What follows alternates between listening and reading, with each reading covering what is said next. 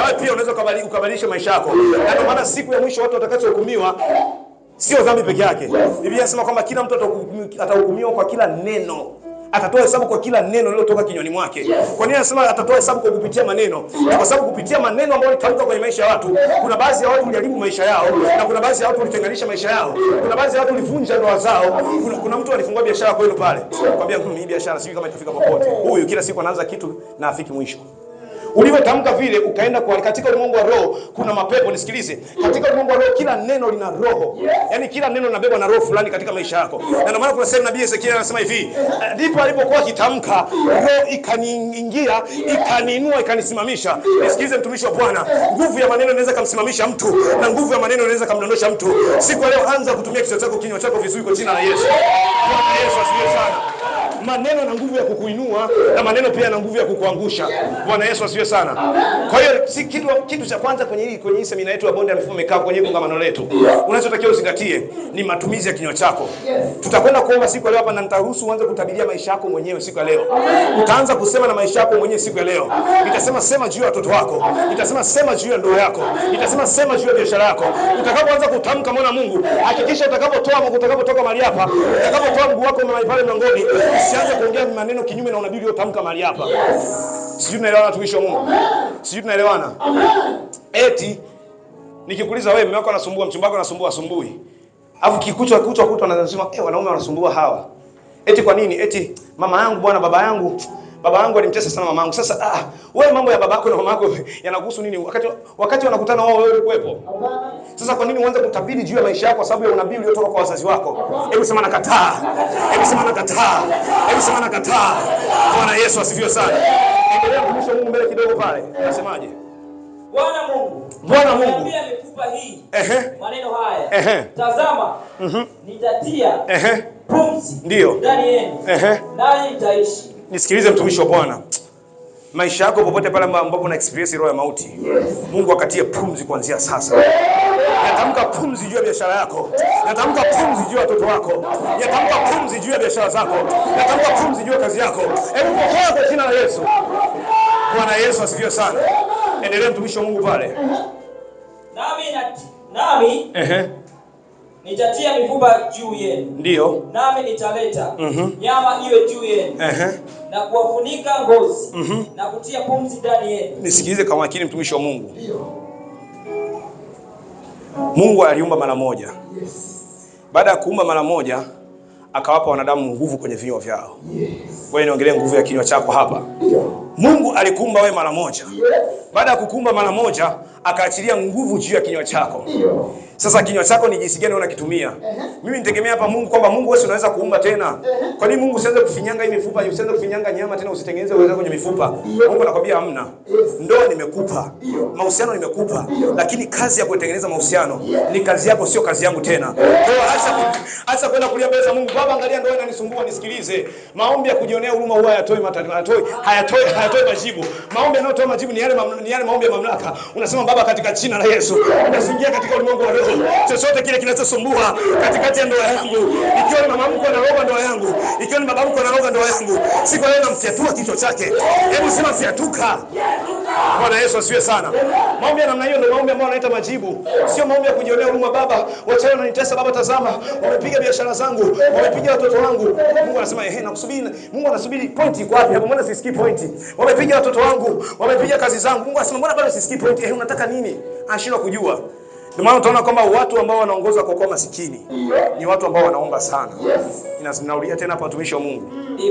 Watu wanaongoza kwa masikini, ukweli si mnaujua watumishi wa Mungu, ni watu wanaomba sana. Kwa nini? Kwa sababu hawanaomba bila ufahamu.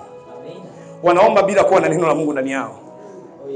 Unapoingia kwenye maombi mtumishi wa Mungu, neno la Mungu likusukume kupata majibu ya kile unachokiomba. Neno la Mungu lifanyike kama roho ndani yako, liweze kufikisha ndani yako, uweze kutoa maombi sasa na neno lake. Maana Mungu hawezi kufanya kitu tofauti na neno lake. Watu wengi unakuta wanaomba lakini ukimuuliza kama hichi unachoomba kinatoka wapi, hajui. Unakuta mtu leo, na ndio maana kama sisi tulipokuwa wadogo namwambia baba naomba treni. Ninunulie ndege baba. Baba tunacheka kwa sababu anajua hajui kitu gani ambacho nakiomba. Wewe hujui. Kwa hata kuna vitu vingine ambavyo tunaomba, mbingu zima na malaika wanakaa wanacheka. Wanasema tazama yule amekaa yuko Msewe sijui anaomba kitu gani. Tazama yule amekaa yuko Temboni sijui anaomba kitu gani. Kwa sababu mbingu inakushangaa. Ni kitu gani ambacho unakiomba? Mbona mimi sijasema hivi katika neno langu? Mbona unaomba tofauti na kile nilichokuagiza uombe? Bwana Yesu asifiwe sana. Anaposema kwamba Roho wa Mungu anatusaidia kuomba kwa jinsi kwa kuomba usikoweza kutamkwa. Anazungumza kwamba nisizungumze kwa namna hii. Bwana Yesu asifiwe sana. Amen. Nisizungumze kwa namna hii. Ngoja nitoke hapo nizungumze. Ngoja nizungumze kuhusiana na nguvu ya kinywa. Bwana Yesu asifiwe sana. Amen. Siku ya leo amua jinsi gani unakitumia kinywa chako. Siku ya leo amua ni namna gani unavyotaka maisha yako yaende. Katika kitabu kile cha Yakobo anazungumza sana kwa habari ya matumizi ya kinywa na ulimi. Wana wa Mungu tumeharibu sana maisha yetu kwa sababu ya ulimi zetu. Mwingine unaweza kujikuta uko na experience mifupa mikavu. Siku leo upo kwenye bonde, siku leo uko kwenye jangwa, sio kwa sababu Mungu ameruhusu upite katika hilo jangwa. Sio kwa sababu shetani amekutupia kwenye hilo jangwa, bali ni kwa sababu maisha yako umeyapeleka jangwani mwenyewe. Amen. Sijui unanielewa mtumishi wa Mungu? Amen. Tunapelekwa jangwani kwa vitu vingi sana. Wengine tunapelekwa kwa marafiki zetu, wengine tunapelekwa kupitia midomo yetu. Wengine sio hata wachawi wala sio Mungu anaruhusu upite katika hilo jangwa. Yaani mdomo wako mwenyewe ulikupeleka kwenye jangwa lako. Siku leo mtumishi wa Mungu nitakapoanza kwambia aya anza kujitabiria maisha yako. Tabiri juu ya uchumi, tabiri juu ya masomo, tabiri juu ya huduma, tabiri juu ya kitu chako chochote kile. Unapotoka hapa usitamke maneno tofauti na unabii uliotamka. Amen. Unanielewa mtumishi wa Mungu? Amen. Sio mnanielewa mtumishi wa Mungu? Nisikilize. Hizi issue za kukwambia kila siku pokea na haupokei ni kwa sababu tunakwambia pokea hapa, unatoka hapa nje, unatoka pale. Unaanza kumsema mtumishi ambaye alikuwa anakuhubiria hapa madhabahu. Nisikize mtumishi wa Mungu, mafuta unayoyatukana, mafuta unayoyasema vibaya, hawezi akakusaidia hata siku moja juu ya maisha yako. Unanielewa mtumishi wa Mungu? Hamsemi kwa sababu kuna watu hapa ndani yao tayari wameshanisema vibaya, ndani ya moyo wake akiniangalia hivi anasema cheki yule mtumishi. Hebu cheki alivyo anaongea nini, siamalize tu tuweze kuondoka. Nisikize mtumishi wa Mungu, hauwezi kuja kupokea kama ndani yako hujamkubali yule mtumishi ambaye yuko mbele yako. Unanielewa mtumishi wa Mungu? Kaka alikuwa anazungumza katika kanuni za kupokea muujiza. Nitaongezea na kitu kimoja hapo. Kuna kanuni inaitwa utii. Hebu sema utii. Hebu sema utii.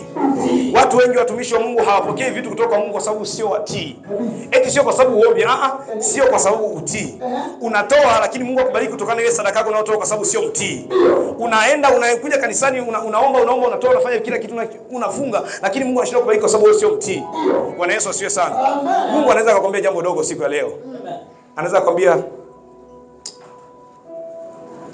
hivi pale madhabahu unapaonaje? Ndani kwa ndani. Anza kumwambia pale madhabahu unapaonaje? Unasema mimi pale madhabahu naona kama tungeweka maua upande wa kulia, tungeweka na maua upande wa kushoto, pangependeza zaidi. Pangependeza, pangekaa vizuri zaidi. Lakini baada hapo unasema sawa. Watachangisha michango. Unatoka hapa. Kumbe Mungu maombi ambayo ulikuwa unamuomba, alikuwa anataka uambatanishe na sadaka yako ya maua. Usilete pesa, leta maua madhabahuni. Kule kukosa kwako kutii na kupotezea vitu, kule kutokuwa kama makini na sauti ya Mungu inapoongea na wewe, ndiko kutakao kufanya wewe uweze kukosa miujiza. Bwana Yesu asifiwe sana. Kwa unajikuta kwamba majibu ya maombi yako yamejificha kwenye maua 5000. Unanielewa watumishi wa Mungu? Majibu ya kile ambacho unakifanya unene kwa lugha kila siku usiku yamejificha kwenye maua 5000. Lakini kwa sababu umeshindwa kuzingatia kanuni ya Mungu, Mungu anashindwa kukubariki. Hebu sema Mungu ninaomba unifundishe kutii. Sema Mungu naomba unifundishe kutii. Bwana Yesu asifiwe sana. Ukitaka kupokea kitu kutoka kwa Mungu, siku ya leo jifunze kutii. Biblia inasema kwamba je, ninapendezwa na sadaka kuliko kutii? Kutii ni bora kuliko dhabihu. Bwana Yesu asifiwe sana. Kwa nini nasema kutii ni bora kuliko dhabihu? Kwa sababu kuna sehemu nyingine dhabihu haziwezi kupita. Mungu anahitaji uweze kutii. Usipoweza kutii hauwezi kupokea. Kuna vitu vingine lazima uweze kuwa mtii ili uweze kupokea. Unanielewa watumishi wa Mungu? Hata pale nyumbani tu. Yule mtoto ambaye huwa anamsikiliza sana mama, yule mtoto ambaye huwa anamsikiliza sana baba, sana mama, ndio mtoto ambaye huwa anaonja mboga kabla hata hazijaiva. Anashiba kabla hata chakula hakijapokelewa mezani. Kwa nini? Kwa sababu ni nini? Ni mtii. Na hichi ndio kitu ambacho kilifanya hata Yakobo aweze kumpiga kiwiko kakake Esau. Kwa sababu Yakobo alikuwa ni mtoto wa mama. Alikuwa anamsikiliza mama yake. Mama yake anasema hivi, Yakobo anamsikiliza. Watumishi wa Mungu, tukae vizuri na kina mama. Tukae vizuri na kina mama. Bwana Yesu asifiwe sana. Tukae vizuri na kina nani? Kina mama. Mtoto anayekaa kwa mama anapata baraka zote. Watoto walipokuwa wanashindana tumboni, Esau na Yakobo, aliyejua sio baba, aliyejua ni mama. anaenda kumuuliza mama, anaenda kumuuliza Mungu ya kwamba hivi Mungu, kwa nini hawa watoto wanashindana tumboni? Mungu anamwambia kwa sababu nimemkubali mmoja na mwingine nimemkataa. Basi mdogo atamtawala nani? Ni mama anaambiwa, sio Isaka anayeambiwa hapa. Ni mama yuko na Mungu. Kumbe kuna vitu vingine Mungu anaweza kaongea na mama moja kwa moja, asiongee na baba. Amen. Na nielewa watumishi wa Mungu. Amen. Wengi mnisikia hapa imeni kwa sababu mwaheshimu mama zenu.